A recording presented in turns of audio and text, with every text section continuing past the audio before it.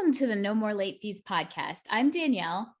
And I'm Jackie. And we're just two best friends and ex-Blockbuster employees rewatching some of the best and worst movies from the late 90s and early 2000s.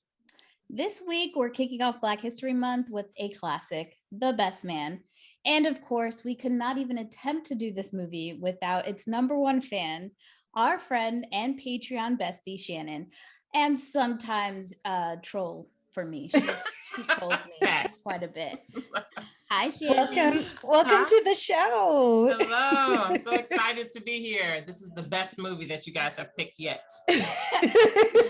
Yes, it was one of our choices, but when we posted on Patreon, we heard loud and clear that it was a must. See? Yes. See? And that was from you. That was from you. Don't start throwing shade. Too early into the podcast. I wasn't. I'm just saying. If she wants me to get started early, I will. No, I just feel like our friendship very much depended on making sure this movie was handled properly. Absolutely. Yes. Shannon's here to supervise. If you are interested in becoming a Patreon bestie like Shannon, head on over to patreon.com/nomorelateFees. You'll receive exclusive content, stickers, Ask Me Anythings, polls, bonus videos, live Spotify playlists, and we're starting up for our Blu-ray members a closing time happy hour is what we're going to call it. And so we're going to team up with some of our other podcast friends and other people, and we're just gonna hang out and talk. And we got the concept from after we would close at Blockbuster and just being able to watch what we want to watch on the TVs and kind of just bullshitting with our coworkers as we cleaned up and stuff. So it's a time where it's more relaxed, no structure that we have to follow or anything. We can just sit and hang out and get to know some of our guests better. Did you guys have to rewind the movies at the end of the night? Yep. That shit was not fun.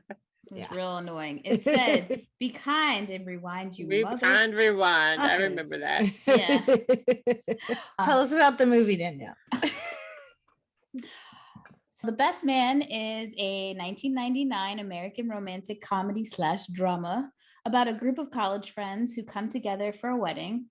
After writing a soon-to-be best-selling novel, writer and committed bachelor Harper Stewart, played by Taye Diggs, attempts to hide the fact that his saucy new book is loosely based on the lives and loves of his tight-knit group of friends. Harper is set to be the best man at his friend Lance, played by Morris Chestnut's wedding, and all of his friends will be in attendance. When an advance copy of the book makes its way to the hands of his ex-flame, Jordan, played by Nia Long, Harper attempts to keep it under wraps, and messiness. Does he, though? Messiness ensues. The movie stars Taye Diggs, Nia Long, Morris Chestnut, Harold Perrineau, Terrence Howard, Sanaa, Lathan, Monica Calhoun, and Melissa D'Souza. The movie was written and directed by Malcolm D. Lee, and you can watch it on Peacock if you have that, or you can rent it on Amazon if you don't. Or you could purchase it, which you should. This is true too. But before we start, let's get into our ratings rewind.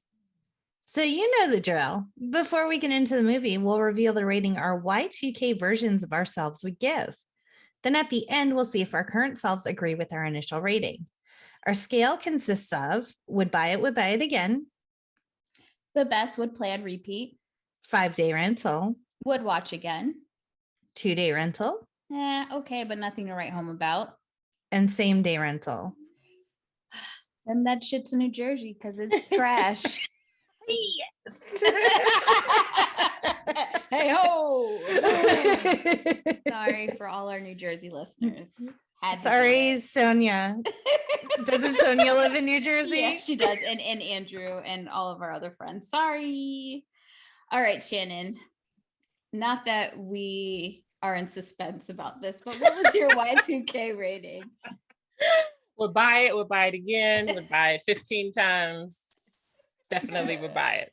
90% of this movie's revenue came from Shannon back in 1999. Jackie. I actually have never seen this movie before.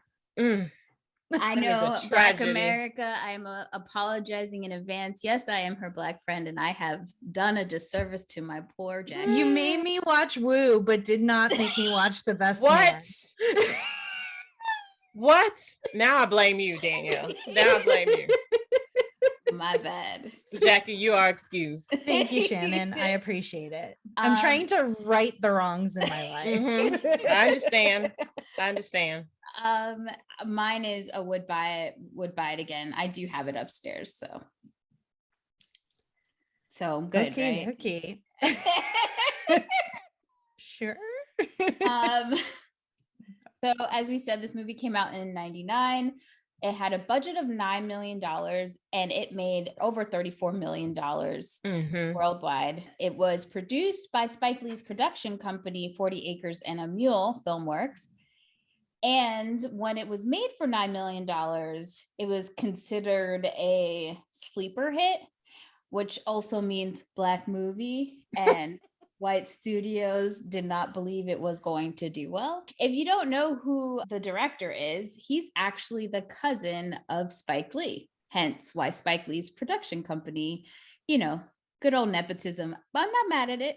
Not at all. Not at all. I did want to talk about what his motivations were for making this movie.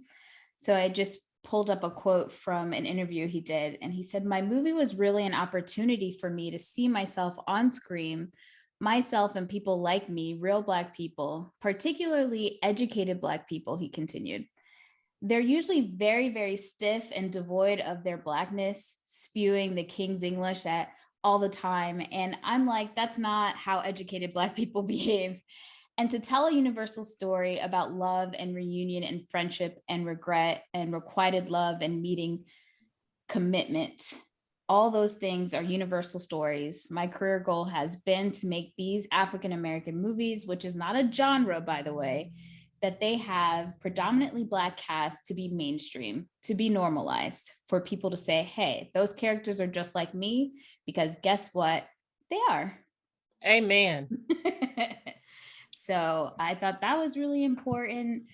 This movie came out, I think, around this time, and I'm sure you could attest to this, Shannon, how I feel like this was like a Black renaissance of movies back then.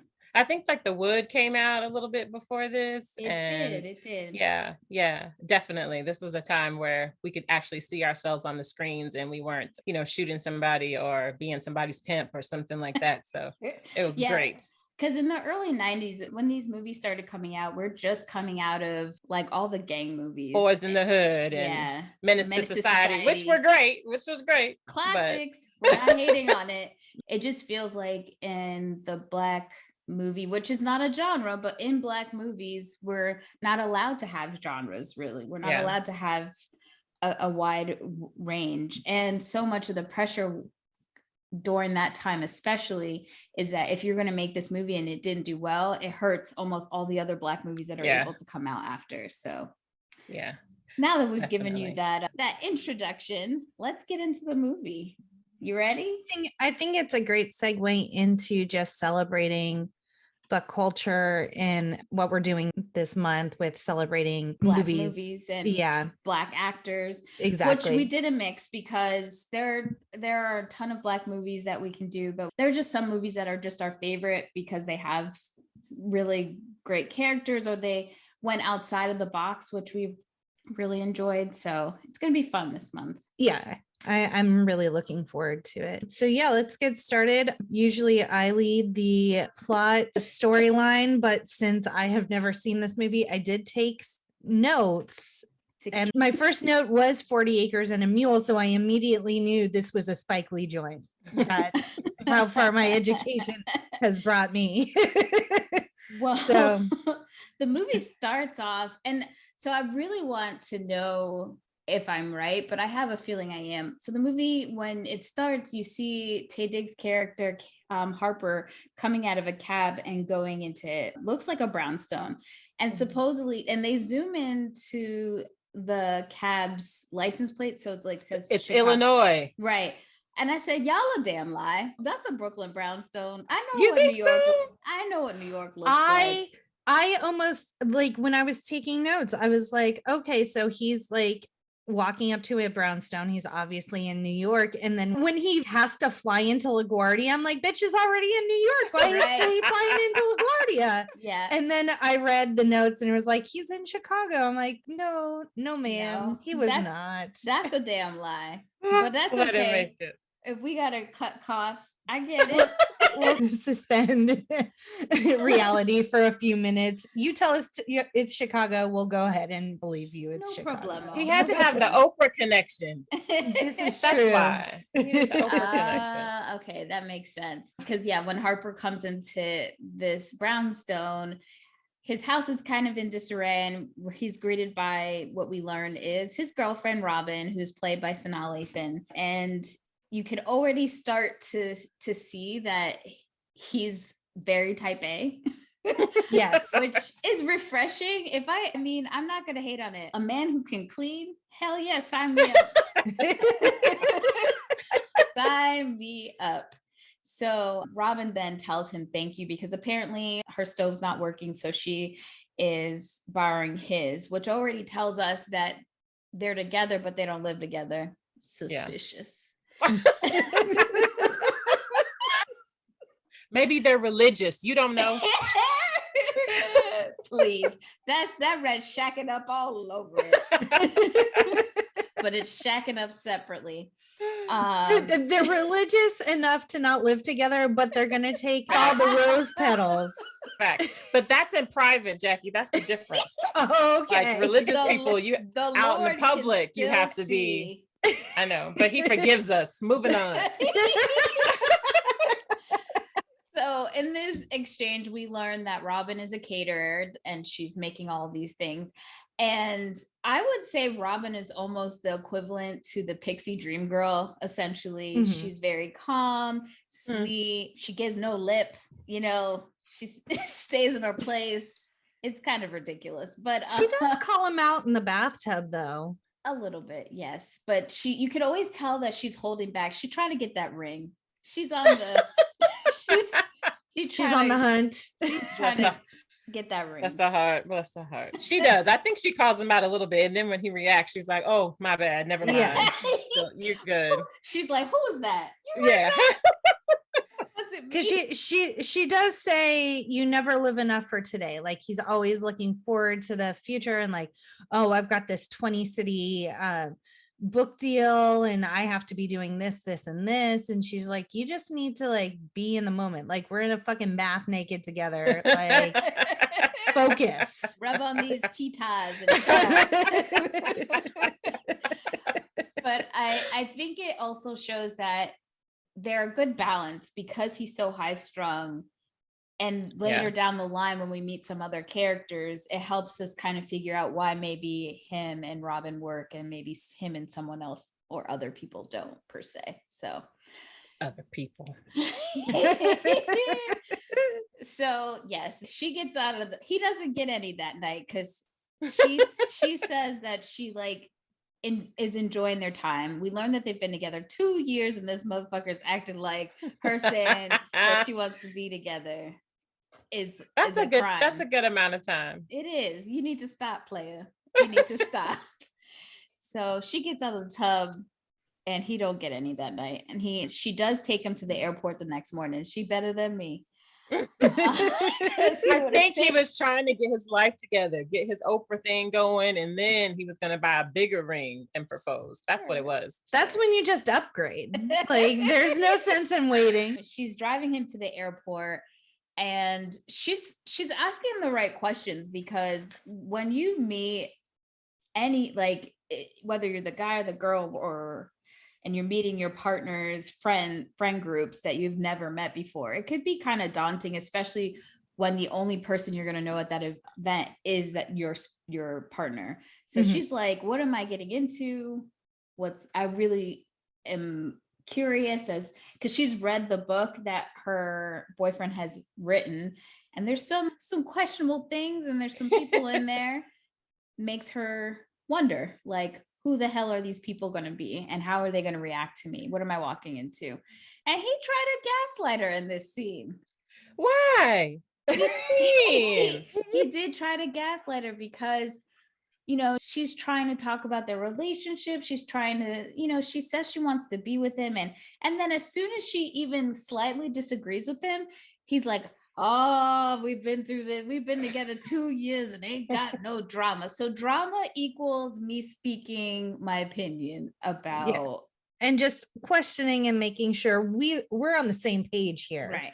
Because she did ask about the character in his book, Kendall, who is based on a former, they were never in a relationship, but like he's always buzzing around each other. They had something was going on. They were in each other's orbits. Yeah.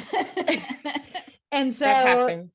And she's just like, is Kendall going to be there, the person that is based on this character? And he's like, oh, it's not just one person, blah blah blah, it's a conglomeration. And she's like, bitch, please, I know it's based on this chick Jordan that you're friends with. Like, this is why when you have HBCU homecomings, all the Facebook pages go private. Like nobody can share because she should know. You're gonna go back and you're gonna see people. It's their old friend group. She went to a PWI 100%. Yeah, she had to. She had to because come on. Where'd it go? For our white listeners who don't know, PWI is predominantly white institution. HBCU is historically Black college and university. Shannon and I both went to HBCUs, so we get it. And clearly she did not. So she did not. Sometimes you just got to suck it up and let it go. Come on. I just know if I ever get married, unless it's someone who went to my school, you're not allowed to come to homecoming with me. Facts. It should be an agreement. Absolutely. 100%. Absolutely. Because I don't know what X is going to roll up. I don't want to explain nothing. I don't want the fact that there's a lot of guys saying hi to me. Like, what is that? No questions. I'm just friendly. Keeps the drama down. Keeps the drama down. You're right. What I did from 18 to 22, none of your business. That's none of your business. Be happy that you have me now. Exactly. Blockbuster is the only thing you need to know about those years. Yes. Right. That was my business and it was great. So now we see Harper. He's in New York. He's landed at LaGuardia. Landed because we know his ass was not there. Let him be great. And he took the train. He walked over there across the street. So the first character of his friend, one of his friend out of his friend group we meet is it Julian? Is that his name? I called him Mercutio the whole time. So that's where I was with Merch. Yes. From Romeo and Juliet. First of all, I just want to take a little bit of time to talk about how amazing Harold Perrineau is as an actor.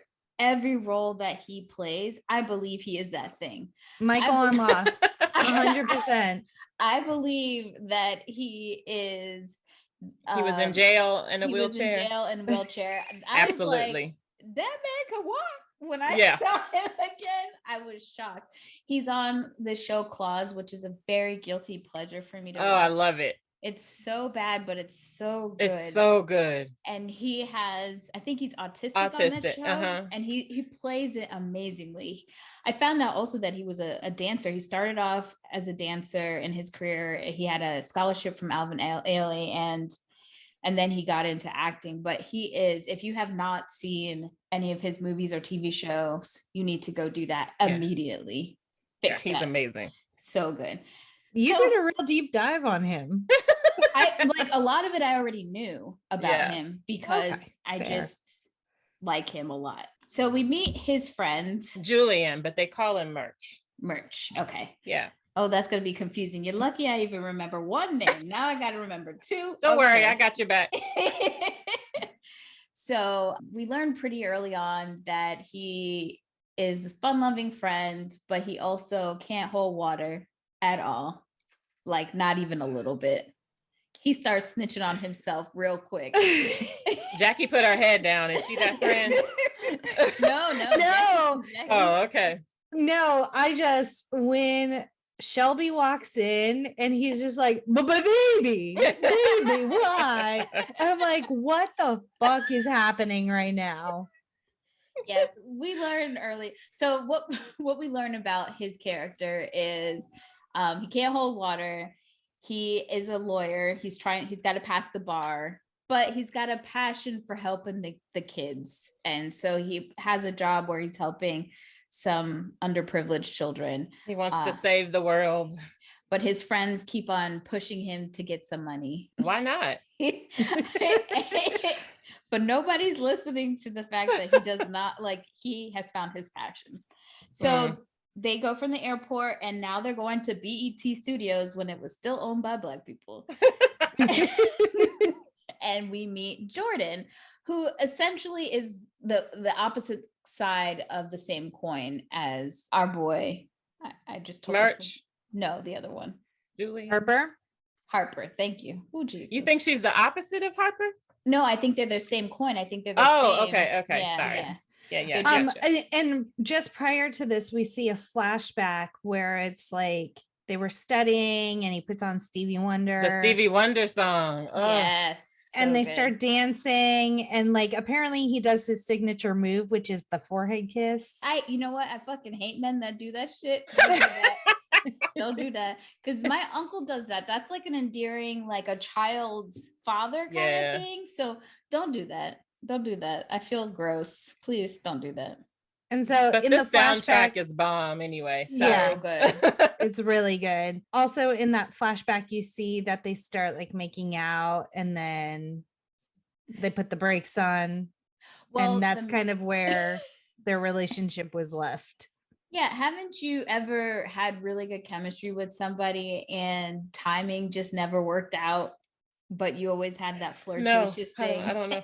I don't know what you're talking about. I don't either. Anywho. No, not at all. Well, this is what they were like, but we also learned that they're both so type A that they can't get out of their own heads, which is a problem. Yeah. And they didn't go through with it because the music skips and that's what throws everything off. And then they go back to studying. But can we talk about Nia's wig in that scene? Yeah. What was that? Jesus. Did we not have budget? I was like, were the hair and makeup people off that afternoon? What happened? That was bad. That was really bad. Real bad. I felt like her hair was on point, like in the rest of the movie. Yes. But that scene, I was like, whoa. I was like, this is Medea budget money. Tyler Perry wig situation going on here. So we see Jordan kind of she's in the studio, take charge, career woman, and the guys are kind of watching her outside of the producer booth. So she's a producer for BET, one of their stage TV shows. I don't know. They didn't get into it. It was like the teen show. Was it Teen Summit? That everyone was watching at the time. Yeah, it was like Teen Summit type thing. Oh, okay. Either that or 106 in Park. I don't know which one it was. And then she starts pep talking herself because she's nervous about seeing our boy again. So clearly there's some unresolved feelings for Harper, which I get. But and she shouldn't have been nervous. She was fly. I would have been like, sorry, you missed me. Yeah. And with Taye Diggs' hairline, look, the best decision that man ever made was shaving it all off. You're not right. You're not right.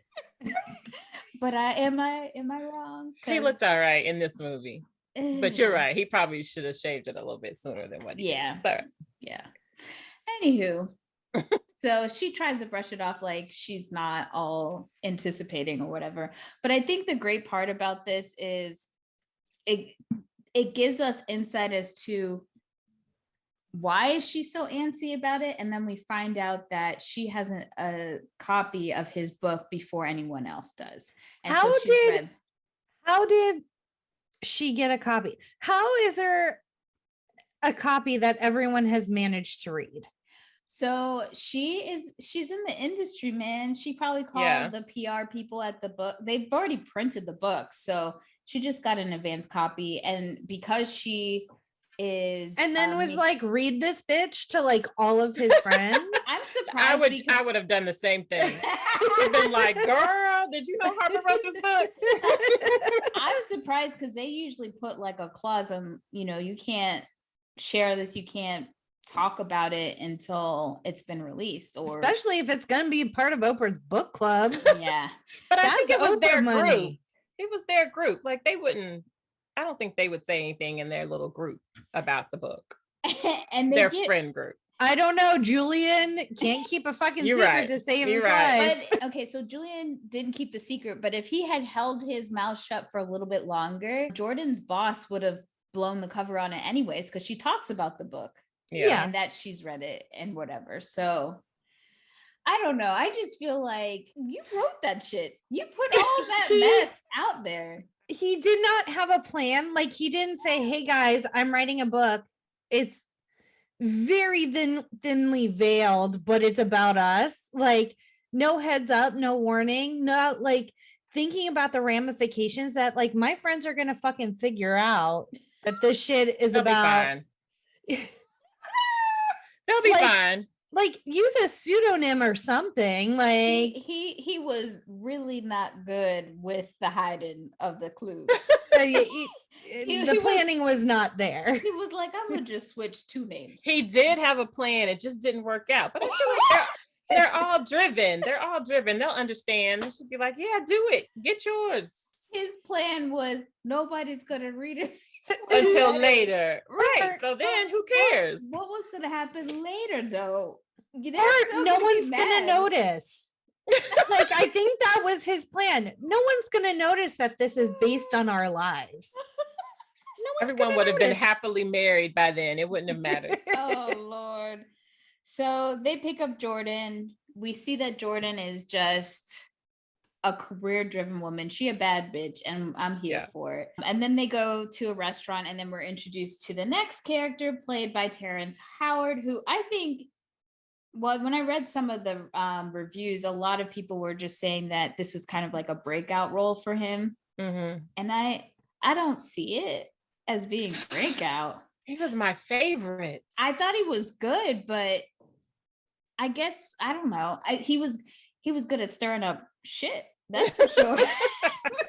But I think just even the way he played the character, he was pretty smooth. Like, I could see him. I definitely know a Quentin where I would be like, that's you, bruh. I think we all have one of those. And yeah, all the characters, as we're meeting them, they're all educated. Obviously, they all went to college together, but they all have really great careers. That's why it's important to pick your friend circle. I think they all play off of each other.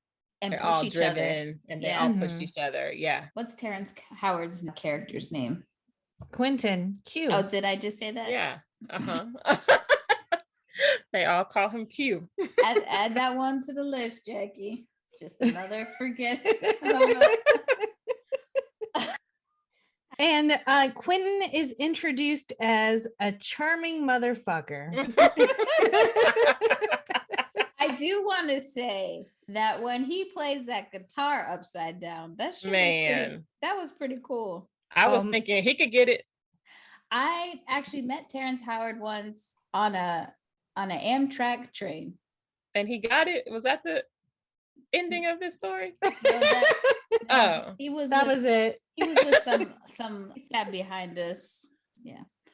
Anywho, so now the group is 4. And they're like playing off each other. One of the things I love about this movie, it just doesn't, even though it's scripted and it's messy, it doesn't feel scripted. It feels so natural how these characters interact and like talk to one another. Yeah, I agree. Yeah, the chemistry on the set was really good with everyone. Yeah, all the actors talk about how much they loved doing this movie, hence why they came back for the second one and why we're getting a TV show soon. So they all loved working with each other. He's still in my heart. And then this is my favorite part of the movie. What's the name of that song that he walks into, but just the combination of that song and him walking in is just, I can just hear it. I don't remember the name of it. Yeah, I can't either. But then we're introduced to Morris Chestnut's character, and damn, does he look fine as hell in this movie. But what about the lady that tries to grab after him? Did you see her in there? Yes. It's like some random that's like, whoo! I was like, get it, girl. I would do the same thing. Yeah. As Jackie knows, I accidentally touched celebrities, so I no, it's it's premeditated. It's not, okay. I can't control. I'm sure it is. I'm sure it is. I think a jury will disagree with you, Danielle, as they give you your restraining order. I just want to put it on record. I have yet to get caught. Oh Lord. So there. I did write, here's Morris Chestnut. Is he famous? Lots of people are taking pictures. Oh, he's a football player. That was my mental process of this scene. I wrote, just wet myself. Morris Chestnut. Oh Lord. He was fly though. I gotta give it to him. He was fly. The outfit, the walk, the strut, all of it. He was fly. And in this Renaissance period that we had with all these movies, he was in almost every one of them. All of them. Mm-hmm. And then if he's not in it, Taye Diggs was in the other half. It was absolutely. It was a great time to be alive, kids. I still love Jones. They weren't in there. But Nia was. Yeah, Nia was. But. I mean, if you want to play a 6 Degrees of Separation, Black Hollywood style, it's not hard. Yeah, it's not at all hard. So now we have Lance. Fine. You know, everyone's all just showing each other love. And I love how they're supporting each other for their careers and all the wins that they have. And then Shelby comes in. Good old Shelby. I wrote, everyone hates Shelby. She's a dramatic gaslighting asshole. Yeah, she's toxic. She's real toxic. And merch, he's stuck. Okay, so she is toxic, but she looks good. She looks damn good. Which is important. And this is on point. This is the first appearance of sunglasses that are like the funky shade, like the lenses are that smoky blue. We also get in a later scene, someone's wearing the tiny sunglasses where it's the smoky brown. It's very 90s. The whole look and feel of this movie is very much of that time. And I just love the aesthetics and the decor, especially when you go into their houses and stuff. Nothing screams 90s, 2000 Black excellence. Then earth tones, oranges, deep rich browns, purples. Which I still love to this day. Cannot get away from. But even the bar where they were, that's somewhere that me and my friends would go and hang out, where there's live music and then there's drinks and beautiful people. I guess like the whole thing was amazing. Yeah, it was top notch. I loved it. But then when we got to Lance's house, it was just very white and modern. I know they were just moving in, but and I'm guessing they had to have lived in Long Island to have that big of an estate, because they couldn't be in one of the boroughs with that monstrosity. They weren't living together. Yes, what do you mean? Then they were, but not before, because Lance would never do that. Let me just this is a perfect time to get into Lance. Lance is zoomed in on his necklace with the cross on it.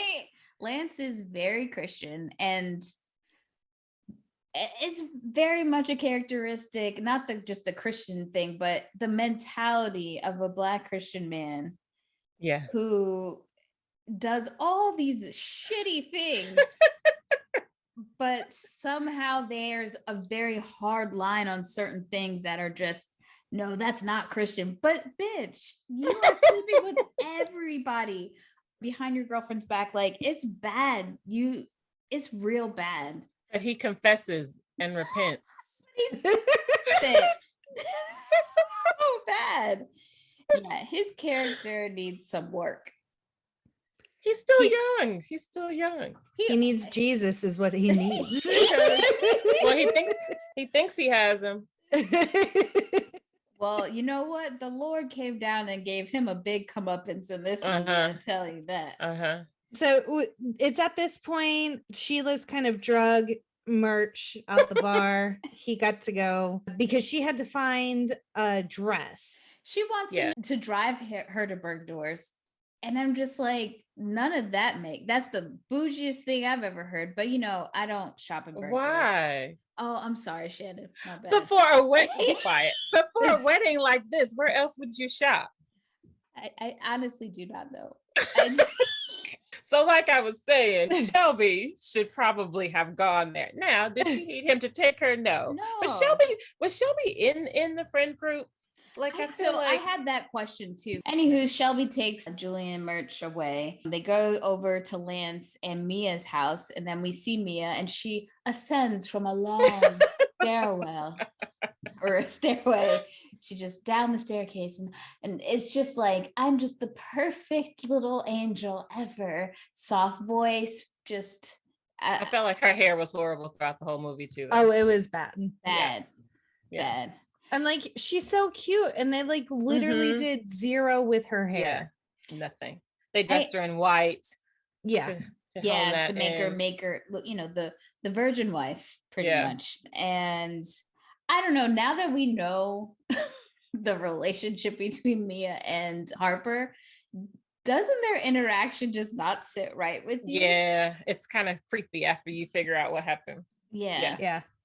So we do get a flashback showing us that how Lance and Mia met, and it was Lance was coming to Harper's job and Mia was working with Harper. And so I think I think they both work for the school newspaper at their college.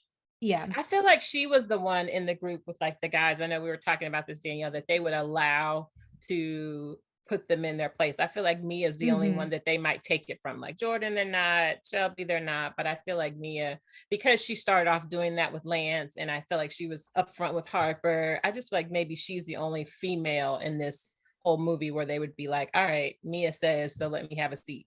But I also think it's because they put her on this pedestal. Yeah. She's like she is like, when she first meets Lance, she kind of was like, well, this is what you need to do to be better at football, and kind of immediately puts him in his place. So she shows that she has a knowledge base and value in what she says, because he's like, oh, you know what the fuck you're talking about. Well, she does have value, but she was smart. She knew how to snag a man, because when you have a narcissist like that guy and everyone is feeding you that you're fantastic, how do you stand out of the crowd? Oh, I know. One, you don't acknowledge that you even freaking know who he is. Two, you show that he's not important to you. And three, you tell him about himself in a way that nobody else does. Immediately, it's just like, wait a minute. Yeah. You're not into me. I got to change that. So freaking narcissistic. It's not even funny. But the girl had game. She knew exactly what she was doing. I'm not mad at her. That was a nice house. That was a nice ring. That was a nice contract. I'm not mad at her. Yeah. She did what she had to do. But we don't know if she has a career or anything. Like that. She does have a career, Lance. That's what she invests in. Lance and his babies. That is her career. Right. There's always one in the group. I feel like in every kind of group, there's always going to be one of those. Even if she went to college, there's going to be one that's be like, nah, I'm going to get my football player or basketball player and go home and make some babies and drink my margaritas by the pool. I think we have different friend groups, but yeah. So they all get reacquainted and then they disperse. They drop off Jordan. I hope I'm not getting confused, but I think they drop off Jordan because the guys kind of insinuate that Harper came early so that he can get it in with Jordan before his girlfriend comes. I think it's not until they see Mia, he doesn't even talk about his girlfriend until that instance. And you see Jordan kind of flinch. She ain't having that. They drop off Jordan and then I guess they're I don't know if Harper's staying at a hotel. I was very confused as to where the hell he was staying during this movie. I don't think that was a hotel, though. I think he was like at one of their houses or something like that. Because when she walks in on him, it looks like a room. Yeah, it looks like a house. Maybe it's Quentin's house or maybe it's Mia and Lance's old house. I have questions. Like I was really wondering where he was. It bothered me. But I think the next day they're playing poker. Oh, right. There. Yeah. So again, I'm not sure if this is a hotel or if this is I think that was a hotel, maybe. Okay. And they're not playing poker, my friend. They are playing spades because there's I suck cards. No. All the times that I watched the movie, I never really paid attention until I really listened and heard Quentin said he was going to pull a Boston. And I won't continue the phrase. And so I was like, oh, they're playing spades. And that's the only game to play. Yeah. Yeah. So if you go to an HBCU and you go and you don't know how to play spades, don't sit at the table. Yeah. Don't even say, can I learn? It's not going to work out for you, friends. You will be roasted. You will learn how to play by the time you leave. You will know how to play.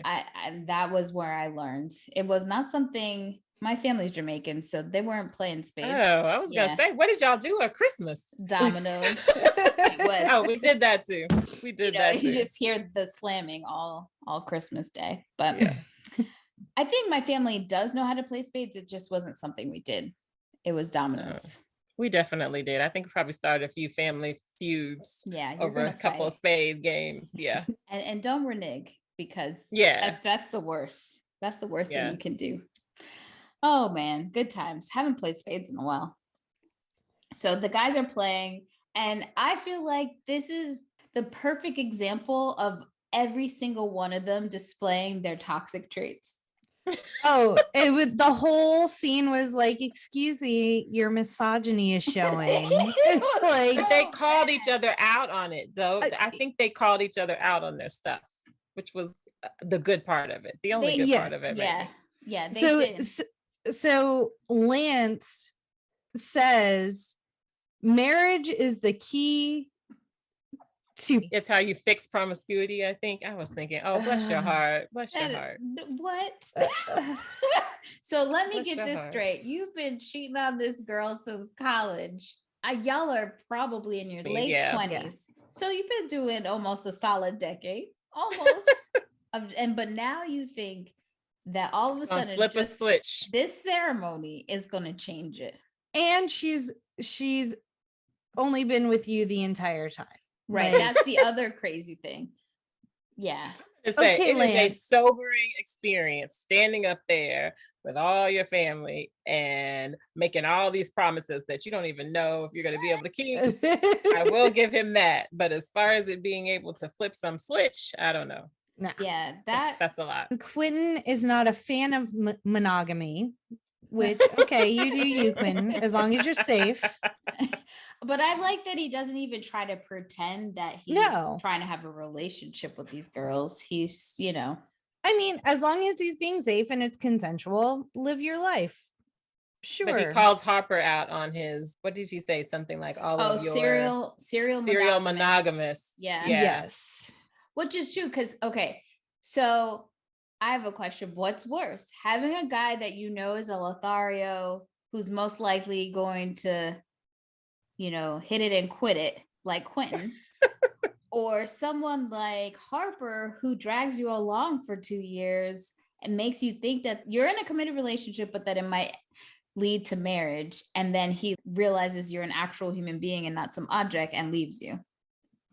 Yeah, but that's got to be on her. You got to make a decision. Like, when's your off point? How long are you going to stay in it? And when are you like, all right, I'm out? By the way, Shannon also moonlights as my life coach, and I think one of her only missions in life, one of her many, because obviously she has children and a husband, but one of her very important missions on this earth is to make sure I get married and have children. So the guys are still playing cards. They're talking shit. They're all really just calling each other out like only really good friends can do. I think this is a good way to show like the bond that they have and kind of how they get through the rest of the movie. So yeah, it really showcased the delusional thoughts that some of them have, but how they all support each other's delusional thoughts, even when they call them out. But it took a turn because Quentin really called out Lance's delusional thoughts and said, how do you know that Mia hasn't been with anyone else? And this line always sticks in my head because he said, oh Lord, and I'm paraphrasing, her punon curves the D. Same way as my D. Yes. And I'll never forget that because I was young, dumb, and not very experienced. And I wish I had Google at the time because I wanted to know, does that happen? Can that happen?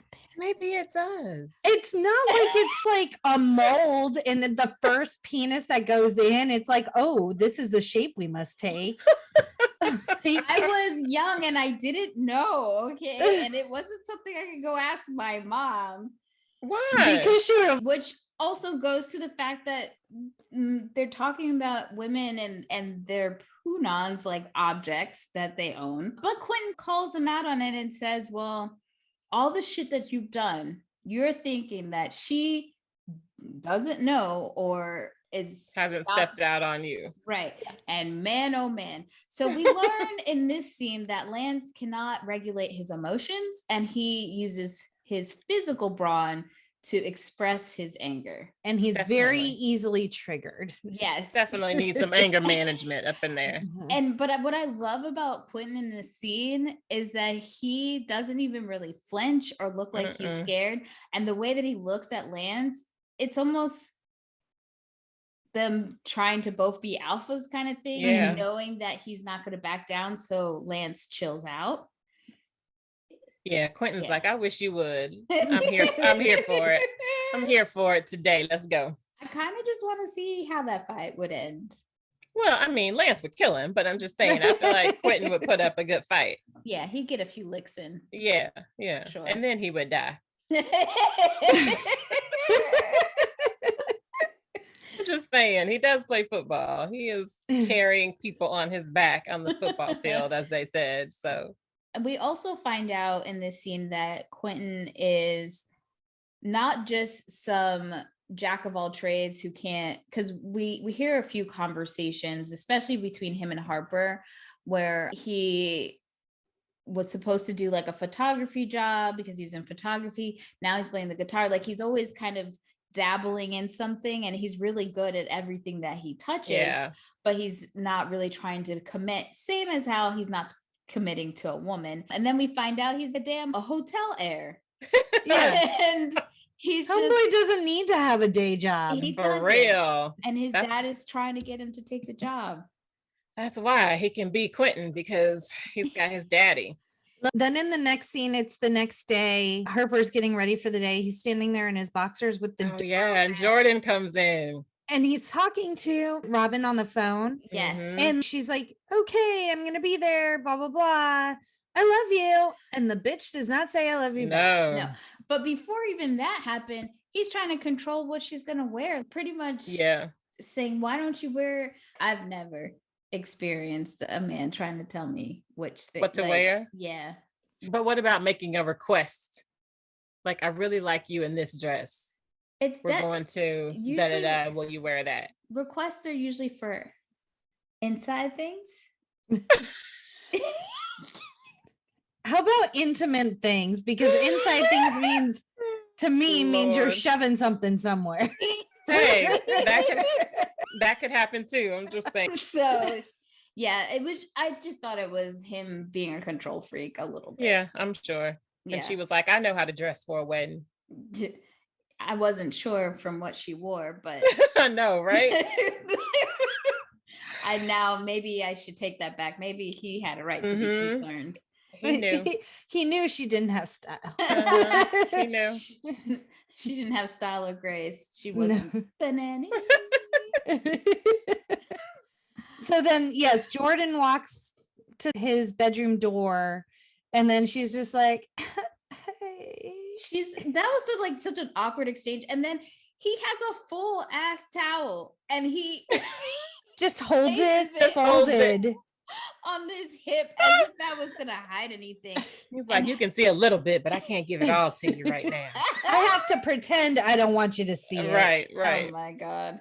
So and she's like, oh, when did you start wearing boxers? You were always a briefs man. He's like, Robin bought them for me. And I was like, what is this conversation we're having? Men ain't shit. That's all I was saying, because I feel bad. At least he brought Robin up in this whole exchange. It's true. It don't mean nothing. It don't mean nothing. And Robin, I feel like Jordan might have been trying to come for him right there. And he was like, hold up, my woman bought me this. all I know is the biggest mistake that happened in this movie was Robin's dumbass did not go with him. There's no way you're going 3 days ahead of me. Bitch, I'm there. You could go. And it's not like she's read the book, right? She knows. Yeah, exactly. She knows. I think that's what it is. It's because she's read the book. I'm like, there's no way. No way. But why not? Like, if they're gonna end up getting married or they've been in this relationship, why do you have to go and watch them? Like, if you don't trust them, then you don't need to be in there. I don't trust other people. Exactly. It's not even just that he's a and Jordan is fucking exhibit A because she knows full goddamn well he is in a long-term relationship and she's like, I want to fuck you tonight. So Be maybe there. she just slips and falls on it. But I'm just saying, like, he has to be able to say yes or no. And right. That's true. I mean, like, I'm not trying to watch him like a hawk, but I just feel like it's because of the book. The book told me way too much stuff. Yeah. I'm a little concerned. And this bitch ain't saying he loves me and everything. Honestly, I probably would have. And like, with him. I look at it like, I'm not going with you because I don't want you trying to go with me. Shannon, I need you not to think from your point. Oh, okay. Sorry. The average everyday person today. Okay. Let's try hard. All Let's right. think of I would people- go just like, I want to feel Jordan out. I want to see, is she in a relationship? Like, how's she been acting? Like, she's a psycho ex? Like, do I need to be worried about her showing up in my house? I need to feel out those situations. It was all trifling. They were all trifling. So messy.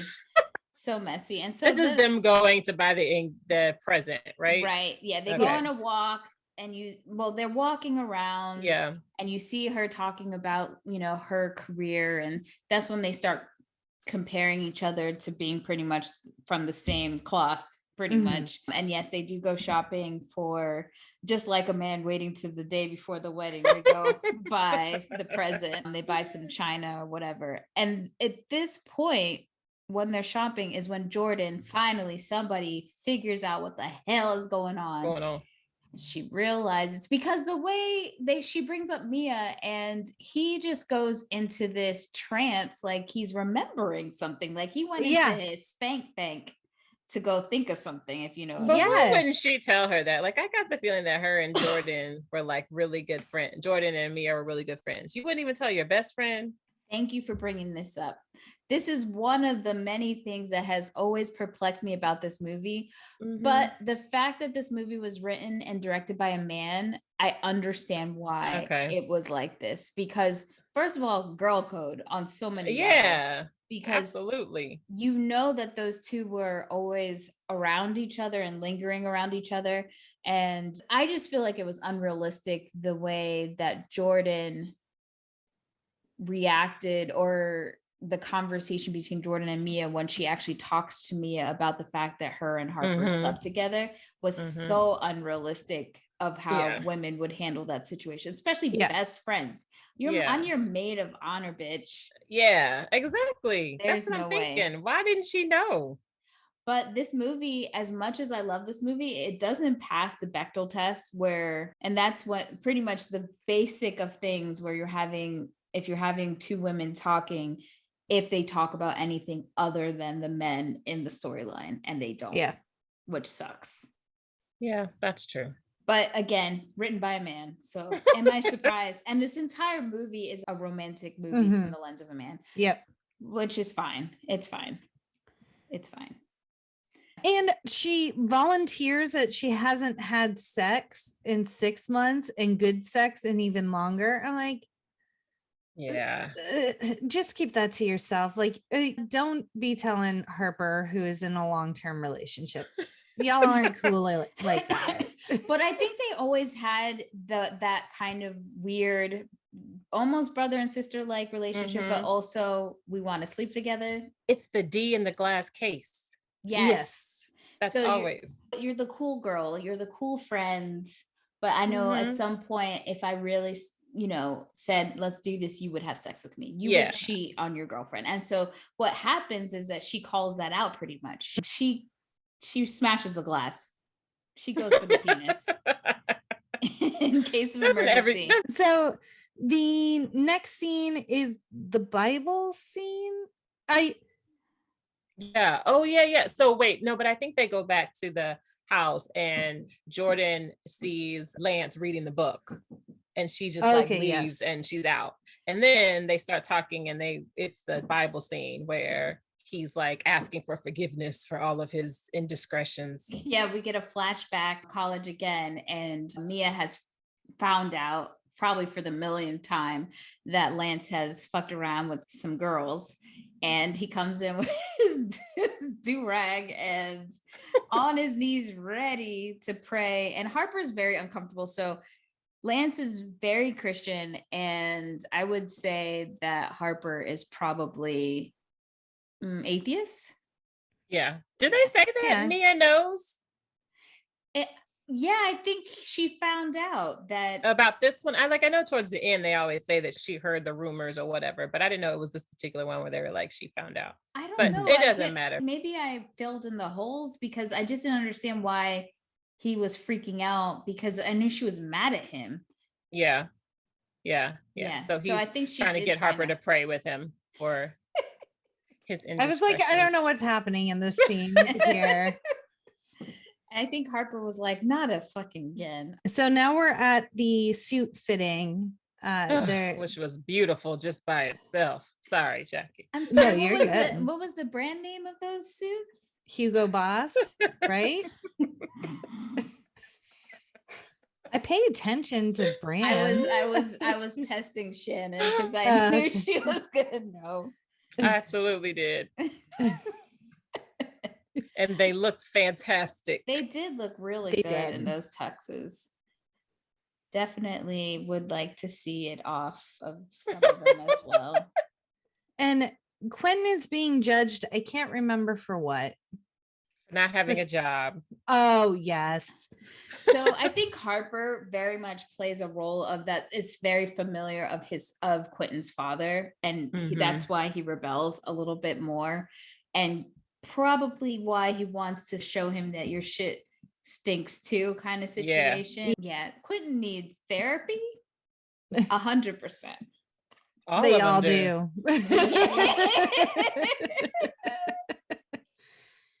He even says like, "What, you my judge now? You judging me? You my judge now?" And he's like, "Yeah." Basically, get your life. And then, but they do say at least he's honest, which is more than I can say for other brothers. Like, at least Quentin is honest about who he is and doesn't try and play girls. He's upfront and honest. Like, I don't do monogamy. I don't do relationships. Like, if you want to get down, have fun, cool. But that's as far as it's going. So he does have that going for him where he's very upfront about who he is. Yeah. Unlike Harper, who just playing bitches. But hey, Harper can't win. And Julian, bitch, why you ain't got a cell phone? Why you gotta be sweating Quentin? That's so true. Why didn't he? The fact that his girlfriend is so crazy the way she is, I'm surprised he didn't have a beeper. He can't afford it. I just thought maybe he didn't have one so she couldn't get in touch with him. I don't think he's trying to avoid that though. Like, it's fucking weird. Yeah. But Quinn says no because you're gonna call her. Oh, I know you're always holding you. And I think after the scene, they have the rehearsal dinner, if I'm not wrong, and they all give these toasts and stuff like that. And Mia goes on and on about Harper, which is uncomfortable. It was a lot. They had the actual rehearsal first too, where Lance was like, "No, you're not bringing cameras in here. Like, this is my thing." Thank you for bringing up that scene. First of all, the way he talked to Jordan, like, I know he's trying to be adamant he doesn't want it, and Jordan is being kind of pushy, but he was kind of a dick to her. And he was. I thought Mia was going to go say, "Don't do that." But here she comes, wraps her arms around him. "Oh, you poor baby. It's okay, honey. Just wait." She's about to get married. What the fuck? No. She loves this man. She's about to get married. She treats him like a little kid. It's weird. I don't like that. But I don't like that. I don't have a husband, so maybe clearly I need to learn from Mia. I don't know. There was another like Shelby merch scene in there too, where she was like trying to do his hair or like tell him what to wear or whatever. She puts her hand on his head as if to flatten his dreads, and I'm like, bitch. She is the worst. She is a real dick. Poof, be gone. She must be putting it down. That's all I can say. She must be putting it down. I think he just has low self-esteem. I was gonna say that too. Yeah. I think she found something and she pounced on it, and she held it down for as long as she could. That's true. And he said eventually, "I is free, bitch." I put in this scene, Shelby is a garbage person. Oh, that's wrong. That's low. She was like, she does not entertain any input he has about anything. That's true. And then as soon as he says something that is even the most benign thing ever, but goes against exactly what she wants, she throws a huge fit and storms out. And then he's like, "But baby, come back." That's why I love when he finally, I think it's after this scene, they're outside and he's like, "Okay, I'm going with the boys. It's a bachelor party. You knew this was coming. Stop it." And she's trying. But they have the scene first of like Jordan and what is Taye Diggs' character? I can't even think of him. Harper, sorry. Where she's telling him, like basically inviting him to her house. And I think they even kissed or something like that. And then it goes to the rehearsal dinner. And then they're moving from there. Yes. She says, "I want to make love to you tonight." That was bold. The opportunity presented itself. And I wrote, "Say no, Harper." He literally mentions his girlfriend and she kisses him. Boundaries, Jordan. Yeah. But that's Jordan. She's like all in. That's why she is who she is. So Nia Long said that she made this character based on two of her friends. One was like a PR person and another was like, I think, an executive or something like that. Just those kind of type of personalities where I want something, I'm gonna go get it.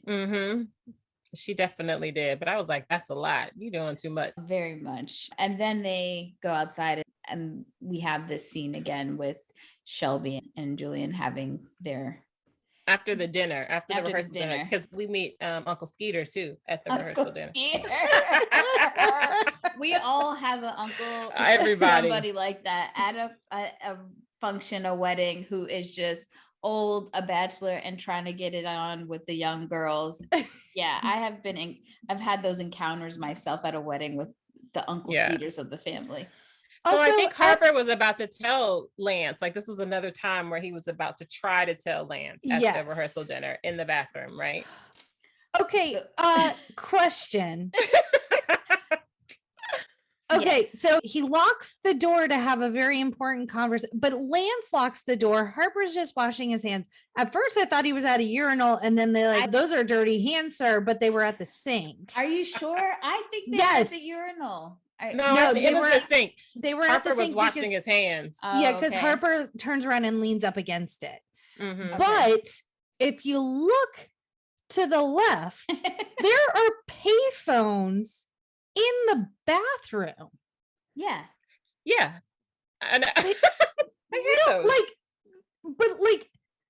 There are never payphones in the actual like men's room. The payphones are always just outside the bathroom. Back in the day, there used to be payphones in the bathrooms. If you watch that movie Sleepover, there's a payphone in the bathroom there. Why would you have his and hers payphones? It makes no goddamn sense. Not his and hers. I don't know. But if they're in the men's room, that's where you have privacy. Is this prison? I mean, don't understand why we did the things that we did in the I know, but it made sense at the time. It did. And then I'm like, you're getting duty germs on something you're gonna put on your face. Yeah, I'm surprised it took as long as it did for Corona to come get our bitches. For real. For real. We've been making questionable choices for a long time. A long time. I also just like, why did he lock the door? I guess it was to play with us to think that he found out, because there's a scene when Mia's giving a speech and Lance's eyes kind of look at Harper suspiciously. So when this scene does happen right after, you're like, oh shit, it's going down. Yeah. And then it doesn't. It's such a letdown because there's no payoff to that scene at all. No. Well, he had already told him that he wanted to talk to him. So Lance went in and closed the door. Locked the door, I'm assuming, to keep people out. But then Uncle Skeeter came in and like ruined the club. Yeah. And so Lance is like, oh, did you have something to say to me? And he's like, oh, no, I'm good. Uncle Skeeter's old, his bladder is not so good anymore. He had to use the bathroom. Oh, Uncle Skeeter. So yes, now they're all, I think, outside. They're outside. They're getting ready to go outside. Yeah, you see the girls go one way, the guys go. So the scene after Murch tells Shelby, like he mans up apparently, that he is going to the bachelor party and he's not falling for her tricks. Can you tell me how like fucking 30 dudes, I don't know where they were out of nowhere before, but at this scene, they rally around him like a protest. As if they were like Black Lives Matter for real. I never noticed that scene before, but I always thought that because they were not in that rehearsal dinner. So I was like, was this the meeting spot? Was like, for all y'all randoms that aren't important enough to go to the rehearsal dinner, but you can come to the bachelor party. They were in the sports bar next door, just probably. Like, I wonder what they eating in there. Yeah. Just pre-gaming with some chicken wings and beer, just waiting for the rehearsal to be over.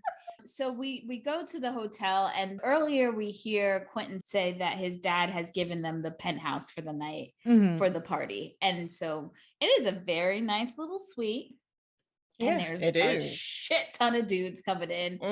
And everything's all ready. And I think this is the scene where Lance gives Harper the rings.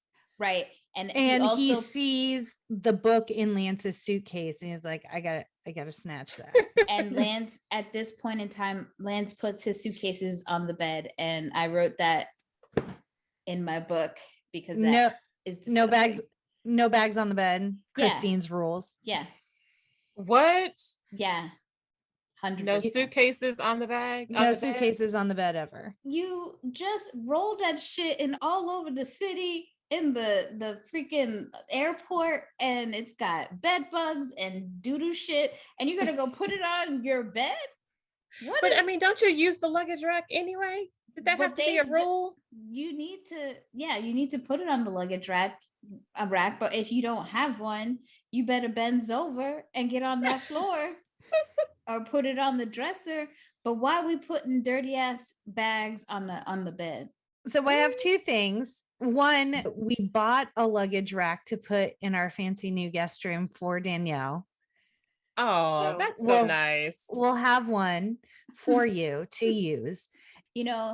Everyone gave me a hard time, but the world's coming around. Oh no, it is so burned into Ken's brain. Like as soon as we walk into any hotel room or Airbnb, he's like, no bags on the bed, Christine's rules. Like every single time. Like he feels like he needs to remind me like I've forgotten. I'm with her. I just didn't know it was a rule. It's my mom. It's definitely my mom. And I think it's like a trauma response because even the way that I say it, it's like, oh, no. Oh, she full on panic the first time we like stayed in a hotel room with her. It was actually for my dad's funeral. So we're all just like getting in, we're exhausted. And Ken like puts the bags on the bed. She's like, no bags on the bed, no bags on the bed, Christine's rules. And we're like, what the fuck just happened? But he's never forgotten. He's a quick learner. He is. So yeah, now Harper's plan is to try to get this book from while Lance isn't paying attention. I just think he does a really bad job of planning this, and he does a really bad job of trying to do it. What do you think is going to happen? This man is going to finish this book. Yeah. Eventually. Like, what are we? That was a lot for me, though, that he was up reading this book like the night before his wedding. This is what you're doing. Like, you're supposed to be enjoying your bachelor party and you're sitting on the toilet reading a book. Because he got suspicious. I'm telling you. I get it. That it's something finally clicked for him. If Jordan clicked, if it clicked for her and she read the book maybe weeks ago and it finally just clicked, it's coming together. It's because it was about him. He knows that he's like the main character there, and he's like, let me see what else this man is saying about me. Also, when as they start relaying some of the details of this book, and you realize that Harper has not changed many details at all. You realize none. You realize, dude, you just wanted this to happen. You wanted this chaos to rain down like hell. That was his catharsis. It was his catharsis for doing it. He had to get it out some way. It was his confession. Mm-hmm. Like he just confession. So speaking of songs, this first song in the bachelor party scene, Bugaboo by Destiny's Child. Oh, yes. I was like, H-Town represent.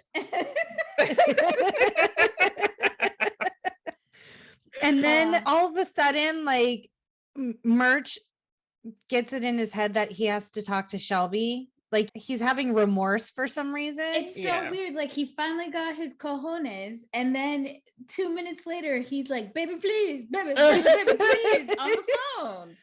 Like, what? Dude, choose a lane and stay in it. Like, this was new for him. It was new. You know, there's always going to be that go back before you fully commit. So get a cell phone. And then Quentin just hung up that damn phone anyway. Yeah, he's like, that was fire. And then we are informed it's on like popcorn because the strippers have arrived. Wait, say that again, Jackie, just one more time. It's on like popcorn. That's exactly what I thought you said. All right. Yeah, it was like the biggest dude ever saying the most corny ass line. Yeah. I wanted to go look and see if he was like a cousin or a friend because you know. Where did he come from? Right. Put me in the movie, coach. Put me in. Yeah, for real. Give me one line. I'll rock that shit. It was memorable. And then the dances arrive with Pimp Daddy in tow. That pimp. No. He was a pimp. He was a true pimp. He was having control of the situation. He was. All he was missing was his baby. And like, I'm not going to fault anyone for just earning a living. If you're a stripper, that's great. Y'all did a great job. I will say the Hamburger stripper with the mask. She was very tonguey, and I did not care for that aesthetic. Maybe some people do. It's not my thing. I feel like that's something. Okay, so I felt like it was weird because I feel like that's something guys or lesbians would do for a woman because those skills are needed. Yes. You know, facts. But for a girl to do it to a guy, I mean, I understand showing the length of your tongue to show like what you're about to do, but like, she was like trying to be the heir of Slytherin in Harry Potter.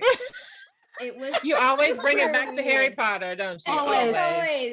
Always. Yeah. She was trying to overdo it because Regina Hall can't dance. Oh yes. Okay. I'm glad you brought. But before we get there, she did overdo it because she lifted that leg lift. I mean, I almost saw up her.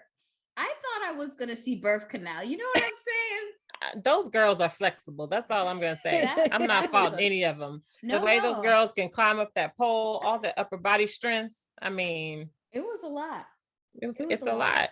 And yes, Regina Hall cannot dance apparently. So I think she shows up. She is Candy. I love it. I love that song too. Did she hand out titty lollipops? No, I think I the don't other know. girl had a lollipop, but I don't know if it was that size, if that shape, was it? I thought it was just like one of those big lollipops I thought that it she was licking. was. Maybe. It makes sense. I'll have to research, but I literally just wrote, is that a titty lollipop? Well, Like it looked like it was made out of chocolate. Like there, now I have to go back. I don't remember. that Candy had? yeah, that she gave to the random dude. Oh, okay, maybe. Okay. I We'll, was we'll thinking have to about the big research one. and see. Yeah.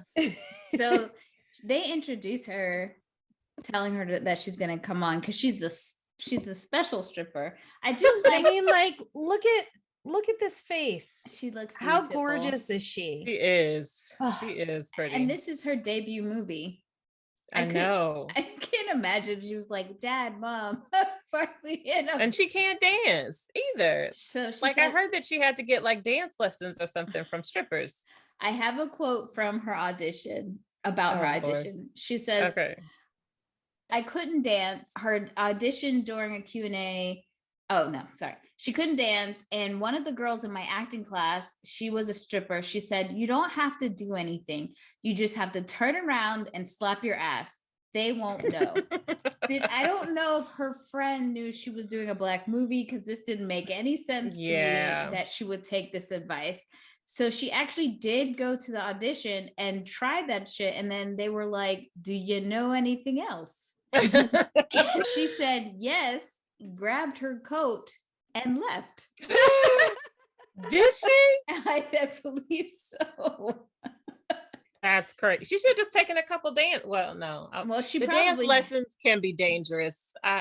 The word on the street is you can dislocate your knee when you're trying to learn pole dancing. And what street is this? Is it the same street Bergdorf is on? Look, it's hard. Just saying, I have much respect for them. And sometimes you come down too hard and you dislocate your knee. It happens. We're learning a lot tonight as well. So Candy does her thing. She has this like beaded silver thing. It gave me the vibes from The Bodyguard, where I'm the queen of the night, but way less close. Yeah, you know. I can't sing, Shannon. I'm sorry. That was a good try, though. Thank you. I knew exactly what Danielle was going for, though, and I knew the song from The Bodyguard. Exactly.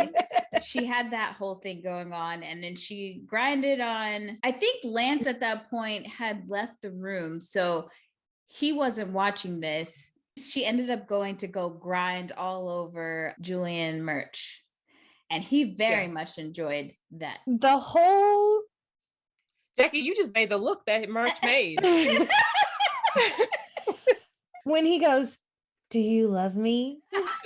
And she says, oh yeah, Daddy, Candy loves you. I'm like, what is happening? At first I was like, is this his girlfriend who's actually like, I was so fucking confused because I'm like, there's no way this dialogue makes sense other than like it's his girlfriend shows up as a stripper, and like that's definitely Regina Hall. That's not his girlfriend. That's not Shelby. I don't know what's happening right now, and it's fucking weird. He was in love. He was wasted, by the way. So I think that made him a little bit braver, and he was very much entranced by her. The whole situation, I was like, okay, stripper with the heart of gold, stripper who is in college trying to make extra cash so she can get her doctorate. And what pimp is going to be like, oh, okay, I'll give you a few more minutes to talk to this dude, even though your fucking time's up. I think it's weird because I feel like pimp goes with prostitutes, and a security guy who the girls ask for help, but he doesn't run them, is what you would get for strippers. Yeah. So I was very perplexed at why is there a pimp for strippers? They're stripping. You should be a bodyguard. Well, he probably was the security. We're just giving him that pimp thing. Well, because he dressed the part. Yeah, he definitely did. maybe that was his come up because he was going to Lance Sullivan's bachelor party. So he said, "Give me your best Steve Harvey suit immediately." So yeah, then Lance goes and he finishes the book. They're all wasted, and Lance, Harper's about to go blow her back out. Yeah, he's telling him that he's about to go check out Jordan, and he gets the surprise of his life because Lance charges at him like a bull, and it just almost kills him.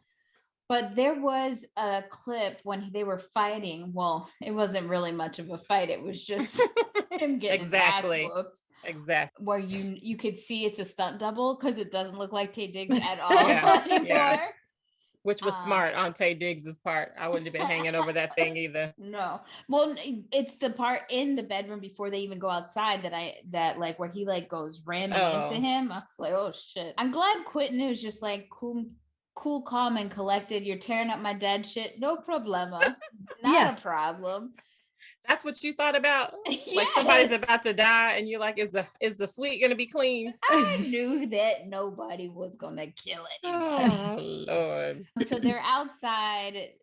Lance is ready to beat some ass. And now Quentin is calmly trying to say, look, dude, you don't want to really hurt him. You already know that you're going to marry this beautiful woman and all this other stuff. He talks him down. And Lance is like, fine, but the wedding is off.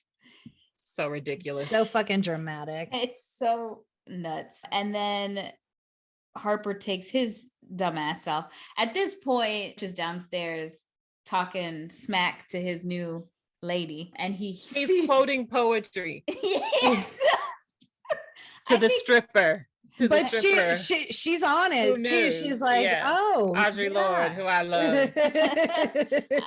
My uneducated ass would have been like, is that Dr. Seuss? I don't know Jesus. About. It made me fall in love with merch even more. But then he sees his friend hanging over the side of the building. He's like, oh shit. Go.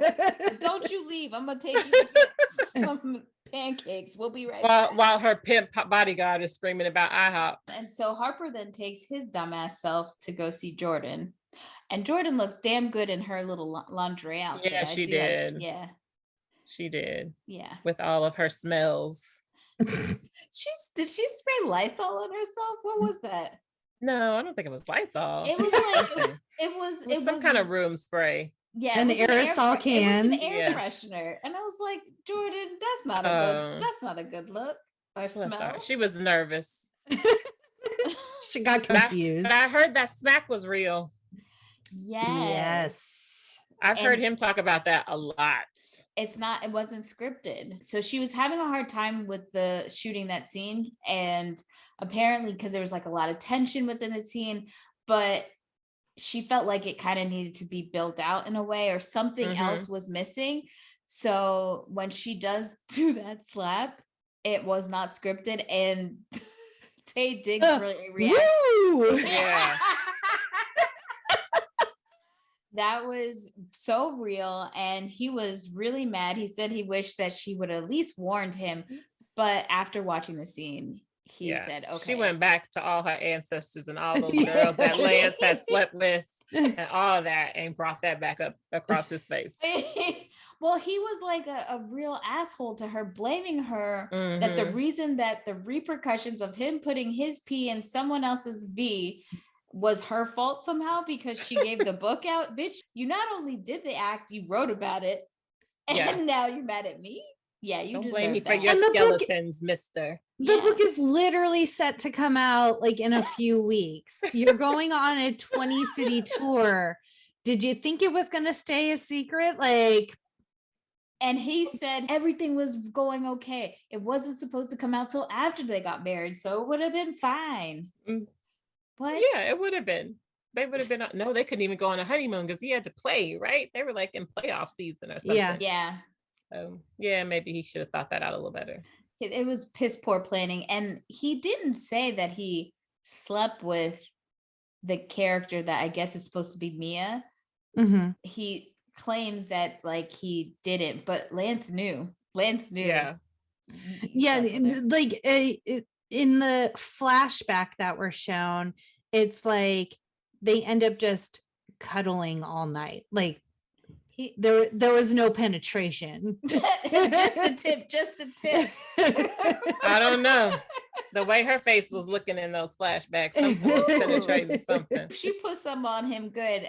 I mean, those flashbacks at the altar, I don't know how my Lance God. made it through. I wouldn't have. I'd have been like, time out. Time out. I can't do it. I can't do it. So Jordan goes on some tirade about her hormones and how she hasn't had sex. She's been drinking tequila, whatever. Fuck you, Harper. And she goes into the room. And so I guess he falls asleep on the couch. And then his bitch ass has to go pick up his girlfriend the next day after all his dirt. I can't. He couldn't have left her at the airport. He had to pick her up. I was happy to see that he at least came clean to her and told her everything, even the shit she didn't want to hear but needed to hear, because at least he was trying to be open with her about. I think he was stuck and he had to. Yeah, because everyone was mad at him and he needed help. Yeah. And all of a sudden it becomes clear that she's important for him. Yeah. Let me lean on this Black woman to get me out of my. The way that he hugs her at the airport, like he's grasping his mom and laying his head on her chest, was super weird to me.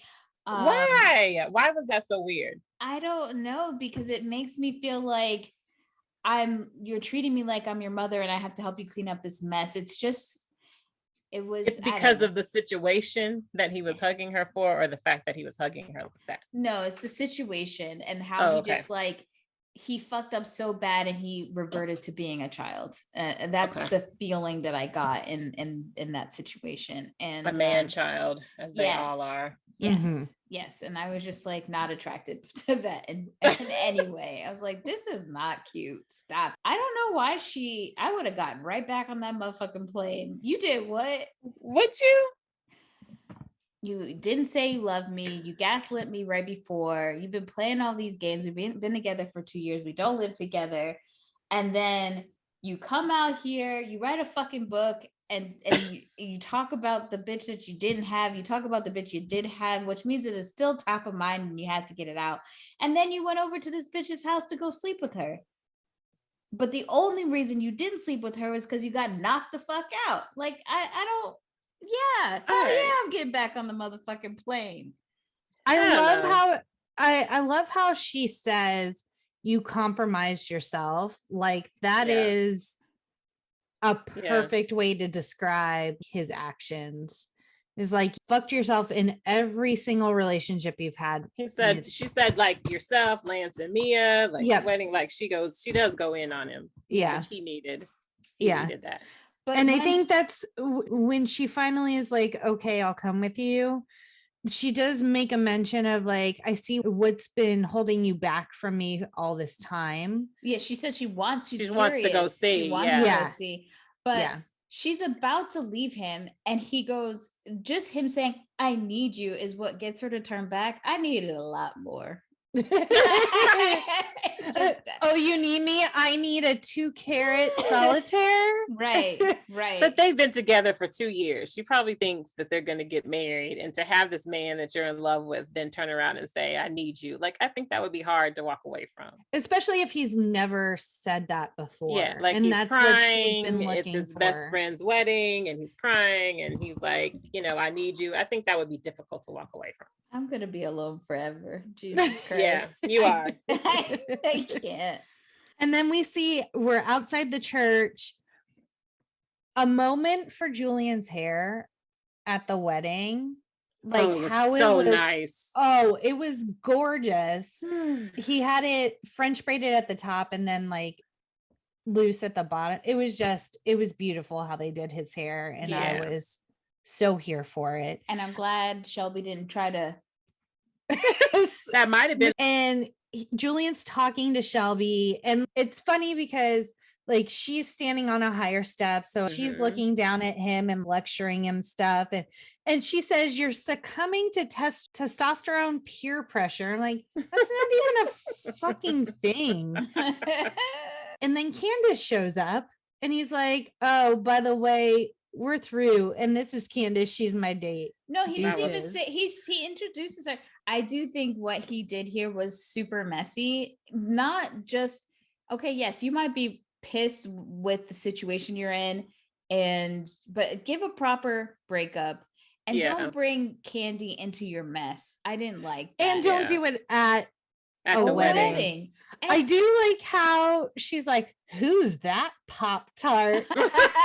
Well, all I kept thinking to myself was, oh, we got last minute seats at a fucking wedding day of. Yeah, that's what I was thinking too. Like at a wedding like this, you're not getting in there. You're not getting in there at the last minute. But and it's not like Shelby left and she took her place. Yeah. Right. So I that's thought the thing. Shelby was like, I'm not going nowhere. This is gonna be on TV. I'm here for it. I have to bone Quentin at the end of the night. That was like a classic Quentin though, where he was like, you want to pick that up? And she was like, what, your bottom jaw? Then Harper and Robin get there and they're looking for Lance. And so now they're all freaking out because they don't know where Lance is. And then here comes Lance in the damn cab. He's like, I just wanted to come tell my parents to their face that I Which like nobody has phones. Like you wouldn't have called your mama before you show up to this wedding. I don't understand. Or everyone is ready, guests are seated, and you're just now concerned that the groom hasn't shown up yet. Like y'all should have been getting ready together all morning long. Right. And no that was crazy. Concerned. That took me back to like my rehearsal dinner my rehearsal for my wedding, because everybody was there but the groom. And so they were all like, we don't know. And I was like, don't talk to me. Like, I even remember saying that to his brother, like, why are you here? And he's not. We're so insignificant in this. And if you're going to be the best man, that's part of your job. What's going on? You don't show up unless you have the groom in tow. Exactly. That's crazy. I didn't know that. People fucking up. Yeah. That's why I'm always calling to check on some people. And this is when Harper's like, I don't know what to do. He still wants to call off the wedding. And he's like talking it out with Robin. And she's like, I don't know, you're going to need some divine intervention. Yeah. He hatches a plan. Yeah, I'm going to pray. I'm going to get on my knees and this will fix everything. And like all of them are trying to grab his legs and do all sorts of crazy shit. And then the praying apparently, I guess, helps. So, I don't know. But forgive her, Jesus. Forgive her for she knows not what she I mean, in the movie, I don't see it in real life. I just mean that they're able to then move to another location and still talk things out. And Lance does express that not only is he hurt by the fact that Nia cheated on him, but the fact that his friend, who he looks at as a brother, would betray him in this way, I think is what's really killing him more than anything. We should blame Harper anyway, because he's the one that allowed them to meet. Because at first he didn't even want Lance and Nia together. He was like, no, she's a good girl.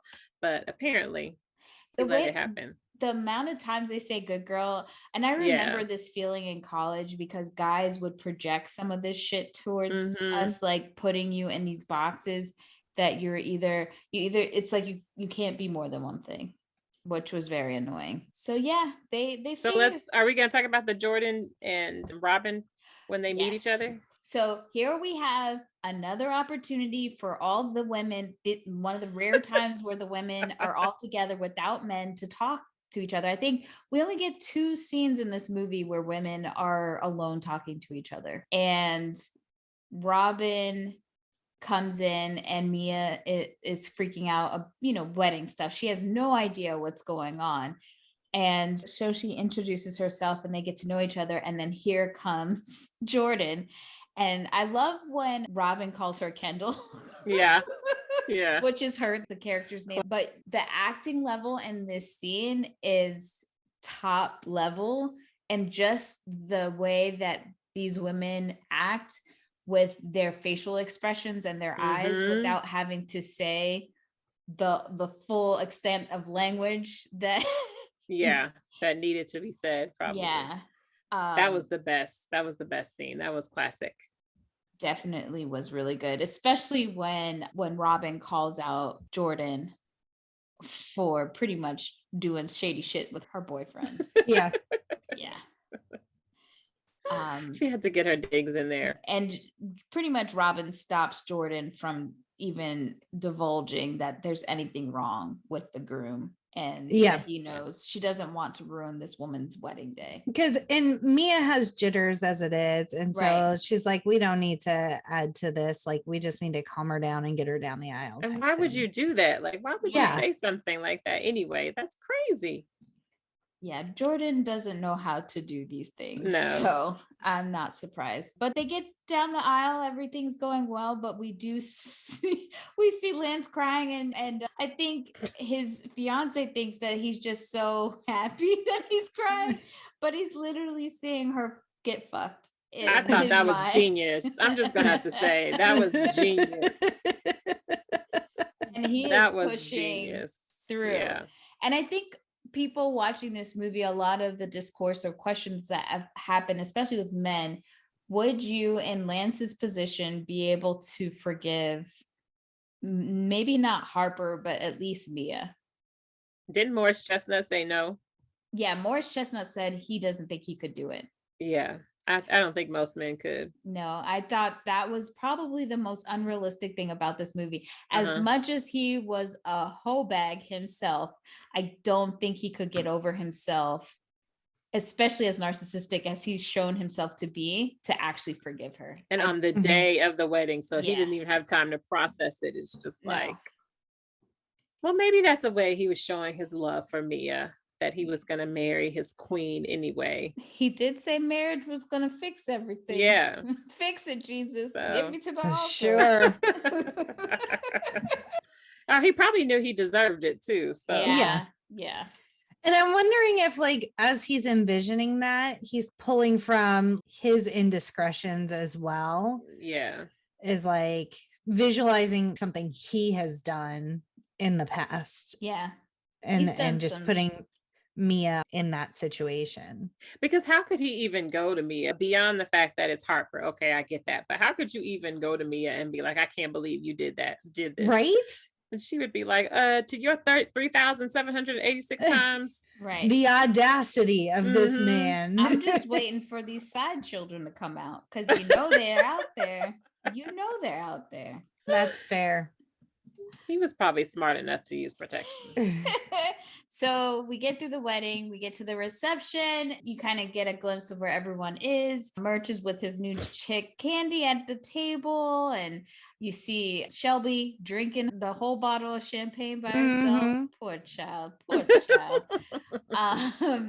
And she did it to herself. She did.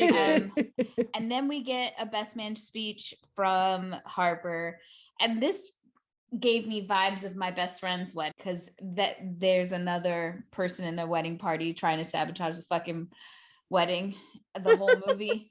Even though Harper says he doesn't think he was trying to do that, but that's a lie. And the original title was My Homeboy's Wedding, which was a nod to the 1997 movie My Best Friend's I'm so Wedding. Glad that they didn't name this movie. I agree. I know. Everything about this was upper level, and it would have sound like The Cookout. You know what I mean? Yeah. They still ruined. So I think the whole thing with Harper and Robin was great, but I was thinking if I was Mia, I'd have been pissed. Like, this is my wedding. You don't upstage me at my wedding. I wrote that. Yes. I would have been pissed. Number one rule. In giant ass letters. I'm sorry. Are you proposing at someone else's wedding? I think I would stop it right then and there. Get the fuck out of here. No, I just don't. I would have thrown something at them or something. Like, are you crazy? You don't do that. And they're all just standing behind him like, yay. I'm like, no, that's not. No. You don't propose at someone else's wedding, engagement party, baby shower, someone else's birthday, any situation where it is someone else's day, unless you get explicit permission. Thank you. And they don't mean it. If they give you permission, they don't mean it. They're just trying to be nice. So they do the bouquet toss. Shelby comes out like a linebacker and punts Jordan across the room to catch the bouquet. Yeah. She came out of nowhere. And then Quentin catches the garter belt by accident. He's pretty pissed about it. The whole thing where he tries to put it on his mouth to put it on her. I was like, is he gonna put her toes in his mouth? Because that's gross. Yes, and he did. And he did. But I've seen that at weddings where things just get like, everybody, we need to get back to wedding etiquette because this shit is getting out of hand. I saw one girl, I think Shannon, you sent me that video where the girl was like damn near stripping and grinding on her husband in front of, is that grandma? What are you doing? Was like, I would have been thinking, my daddy is here. Are you crazy? Oh man, yeah, it's getting bad. But yeah, Quentin was gross. But he was teasing her. He knew that he was pushing her boundaries. She liked it. She liked it. Yeah, she married it. And then we see Uncle Skeeter starts dancing with Robin, and then Jordan and Harper dancing because Jordan says, I want to talk. And essentially she realizes like it's never going to be like that. Like it's just their ship has sailed.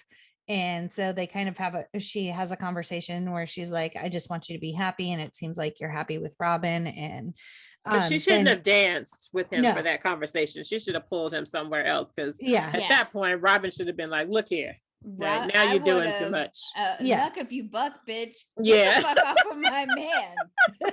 Like, we're having now you're doing real too much. Problems. Yeah. Yeah. And so then Jordan goes over and cuts in and dances with Uncle Skeeter so that Robin can go and dance with Harper.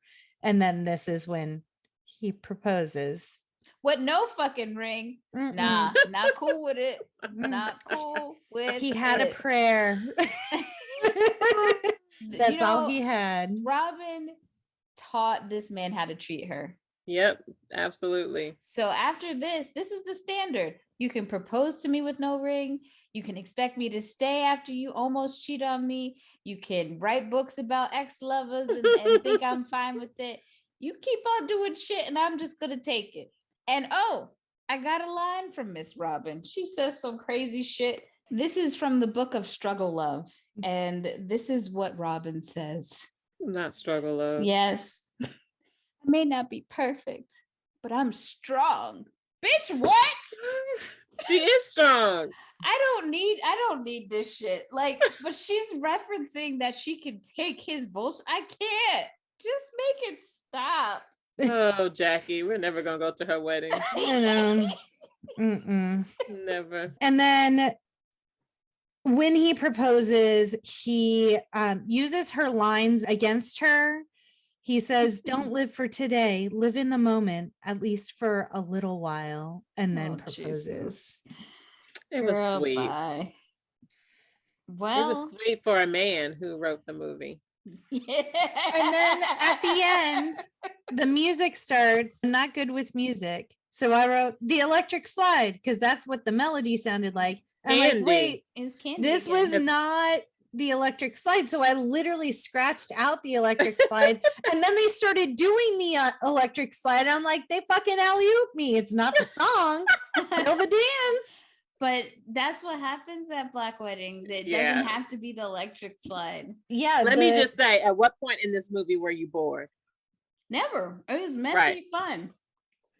Extremely entertaining. I was confused a lot of the time, especially because the flashbacks, Black don't crack. So like, those were the best. I was like, it took me literally a couple of seconds to be like, oh, we're in a flashback now. Like, I needed some sort of indicator that like, hey, we're in the past. It was supposed to be the hairstyles. Yeah. Pick it up from the hairstyles. I did not. So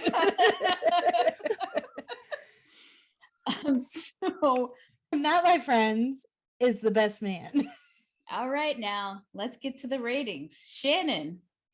Would buy it. Would buy it again. Would buy it again and again. Jackie? I'll go 5-day. I would buy it again.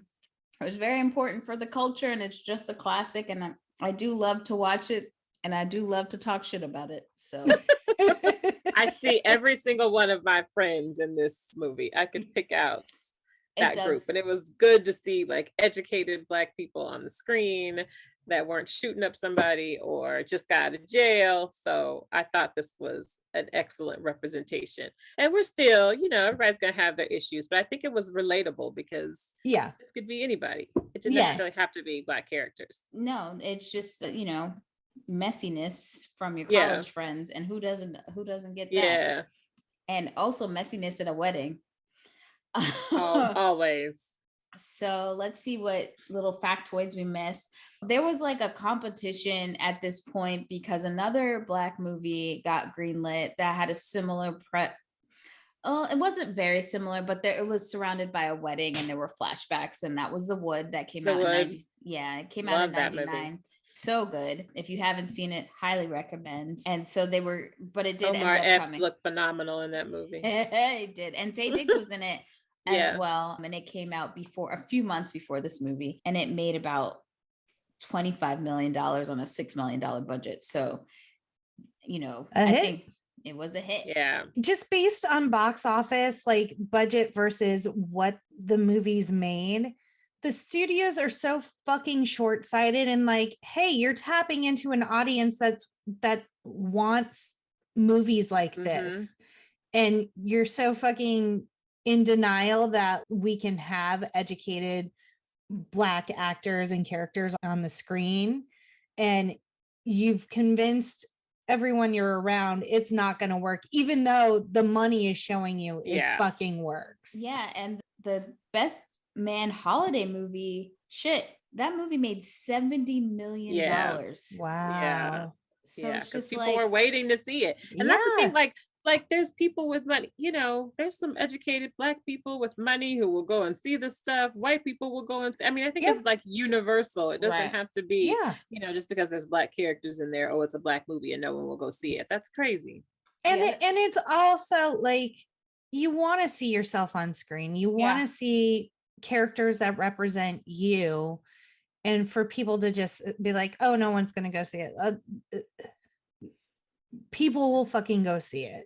Yeah. Could you imagine very frustrating how well this first movie did, and the writer director was still struggling to get the movie funded the second time around for the Best Man holiday? He could not pay everybody what they were worth at that time, but everyone was just committed to doing it. Yeah. So now when he was talking about making the TV show, he's like, to make a continuation of this, I refuse to put myself in that situation financing again, or my actors, because he had a hard time. It's kind of crazy. And speaking of the sequel, the reason it took so long is that he didn't want to make a sequel right away to seem like he was like a one-trick pony. So that's one of the reasons why it kind of took long. He wanted to be able to do other films, and he wanted to kind of live life a little bit, which I think is important because you do see the growth from his insights of making this movie and how much the characters have grown in the second movie. So I think that was smart of him to do that. I mean,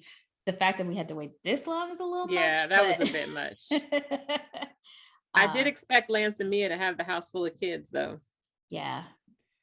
And Morris Chestnut said Harold Perrineau was the best dancer in the cast, hands down. And Nia Long admitted that she struggled during the dance sequence at the end. She's not as coordinated as people might think. You could see that in Love Jones.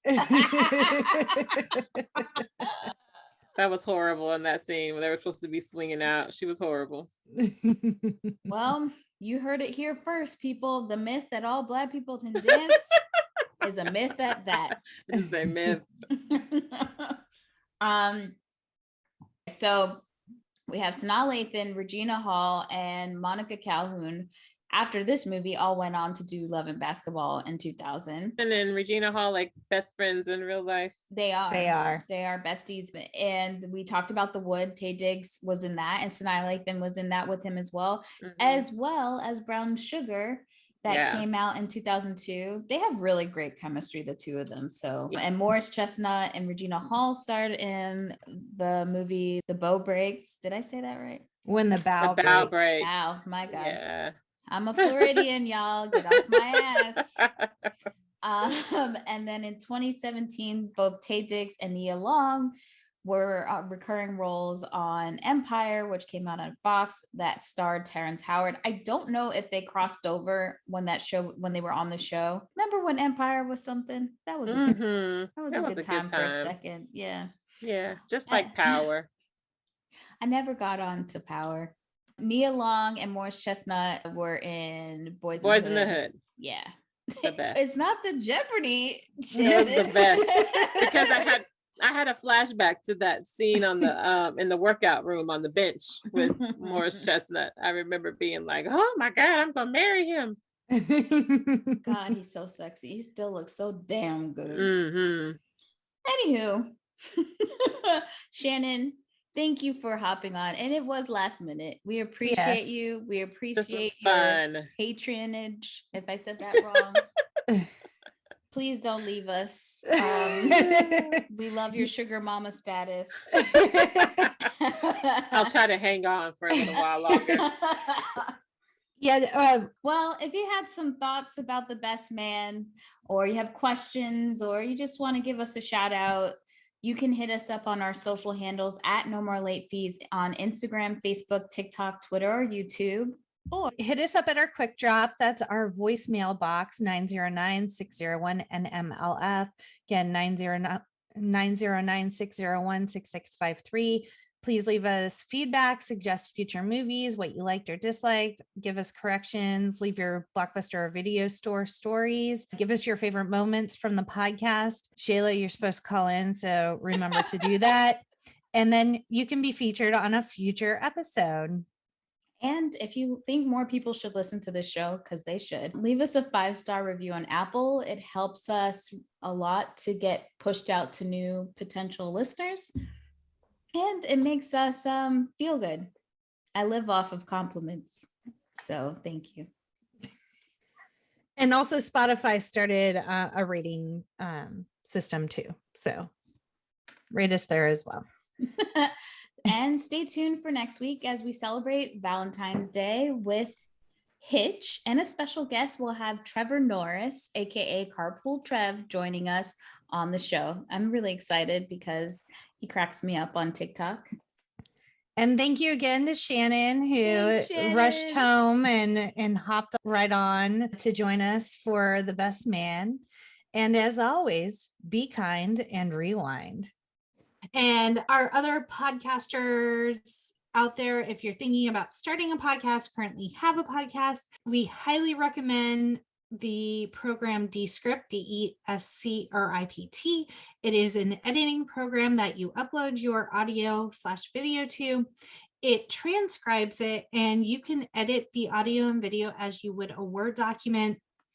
You can do searches for filler words, remove all of those ums in one easy click. I will say that it has made my editing process so much easier. It is well worth the subscription. Go to our link tree and click on our affiliate link. So highly recommend Descript for your editing needs.